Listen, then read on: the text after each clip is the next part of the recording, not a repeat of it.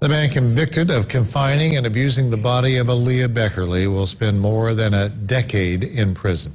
Terrence Roach was sentenced today after a teary-eyed plea from Aaliyah's family.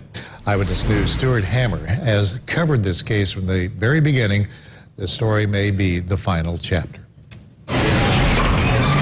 The chains of justice rattle around the wrist of Terrence Roach.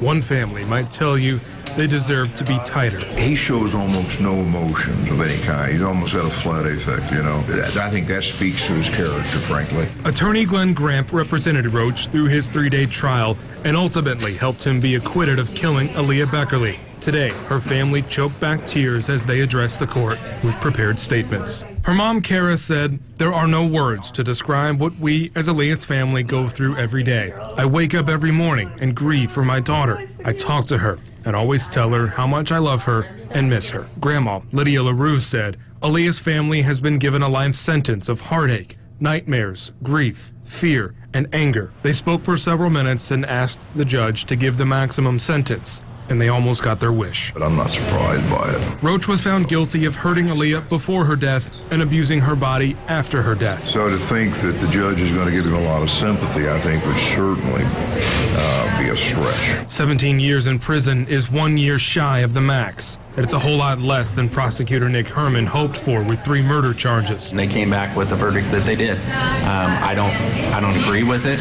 I don't have to agree with it, but I do have to respect it. Aaliyah's family left the courtroom without saying a word more. Their lives changed forever, with more than a decade to dwell on this decision. He has a history of criminal behavior, and so there is certainly a concern. Roach was quiet too, with an escort of bailiffs taking him back to jail. Do you have anything you want to say?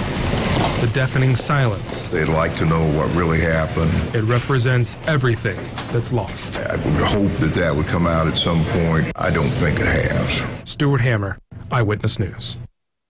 Terrence Roach has 30 days now to decide if he will appeal this sentence. Gramp asked for a public defender to represent Roach in any appeal attempt.